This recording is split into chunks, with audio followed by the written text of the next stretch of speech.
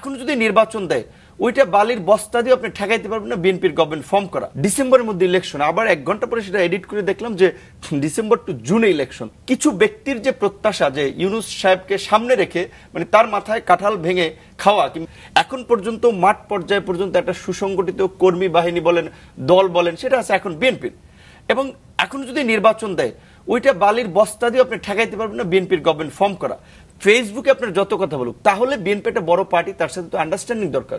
পাশাপাশি আমরা যে ডিমান্ডগুলো করতেছি, আমরা বিএনপির রাজনৈতিক সহযোদ্ধা হিসেবে আন্দোলন সংগ্রাম, আমরাও বিএনপিকে বলছি যে এই সংস্কারগুলো আমরা চাই, বিএনপি সেখানে একমত হচ্ছে। কিন্তু এখন আমরা এই 8 মাসে এই জায়গায় এসে কিছু কিছু জায়গায় আমরা যারা একটু রাজনীতির মাঠে তুলনামূলকভাবে এনসিপির চেয়ে আগে আছি, তারা একটু কনফিউজ হয়ে যাচ্ছে। যে ওই যে বললেন চিফ অ্যাডভাইজারের একটা প্রেস বিজ্ঞপ্তি প্রকাশ করা হচ্ছে, পত্রপত্রিকার প্রথম দেখলাম যে ডিসেম্বরের মধ্যে ইলেকশন, আবার 1 ঘন্টা পরে সেটা এডিট করে দেখলাম যে ডিসেম্বর টু জুনে ইলেকশন।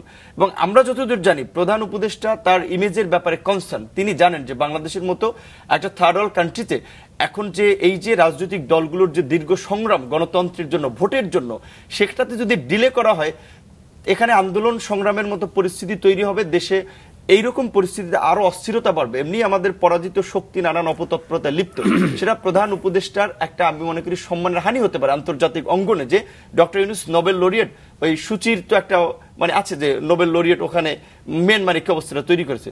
তো আমার মনে হয় প্রধান উপদেষ্টা কখনোই এই যে কিছু ব্যক্তির যে প্রত্যাশা যে ইউনূস সাহেবকে সামনে রেখে মানে তার মাথায় কাঁঠাল ভেঙে খাওয়া, কিংবা তার মাথায় যেটা বলে বড়ই রেখে লবণ দিয়ে খাওয়া, বিকজ তাকে ব্যবহার করে অন্যরা একটু ক্ষমতা কিছুদিন ভোগ করা কিংবা ক্ষমতা দেওয়ার রাস্তা তৈরি করা, ইউনূস স্যার সমর্থ হবেন না আমার ধারণা, বিশ্বাস।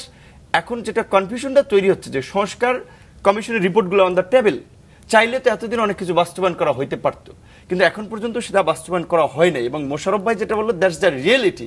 আমরা তো পার্টির চিফ হিসেবে এই আন্দোলন অন্যতম অংশীজন হিসেবে প্রত্যেকটা জাতীয় সংলাপের এই মিটিংগুলোতে অংশ নিয়েছি। এই সমস্ত মিটিং বলেন আপনার এইখানে তো তাও কিছু কথা বলা যায়, ওই একজনে 2 মিনিট 3 মিনিট কেউ কথা বলতে পারে, আবার কারোর জন্য সেটাও হয় না। এবং এই যে মিটিংগুলো ছিল প্রকৃত অর্থে বলতে পারেন যে আমার পেটে ক্ষুধা, তারপরও আপনি জিজ্ঞাসা করছেন যে ভাই কি খেয়েছেন, সৌজন্যতার খাতির যে খাতিরে বলেছি ভাই ভাত ডাল মাছ মাংস খাইছি, খাবার খুব ভালো, কিন্তু পেটে ক্ষুধা। ঠিক একইভাবে ওইখানে অনেকের জন্য এমব্রাসিং ছিল, কারোর জন্য মান্না ভাই একটা প্রোগ্রাম বলছে যে অপমানজনক ছিল, তার জীবনের একটা অভিজ্ঞতা, কিন্তু তারপরে কেউ সরকারের প্রতি বিতৃষ্ণা অসমর্থন দেখেন, সবাই বলছে না ঠিক আছে আমাদেরকে ডেকেছে আমরা সাধুবাদ জানাই, পজিটিভলি অ্যাপ্রোচ দিয়েছে। কিন্তু এখন তো এই মিটিংগুলো আসলে খুব বেশি ইফেক্টিভ, এখন তো ইন্ডিভিজুয়ালি আলোচনা হচ্ছে। এখন সংস্কার কমিশন এখন যে কাজটা করতেছে সেটা আমি মনে করি কিছুটা না পুরোটাই অত্যন্ত যৌক্তিক কাজ। এই সরকার কিন্তু সবাই ওন করতেছে, কেউ ডিজোন করতেছে না।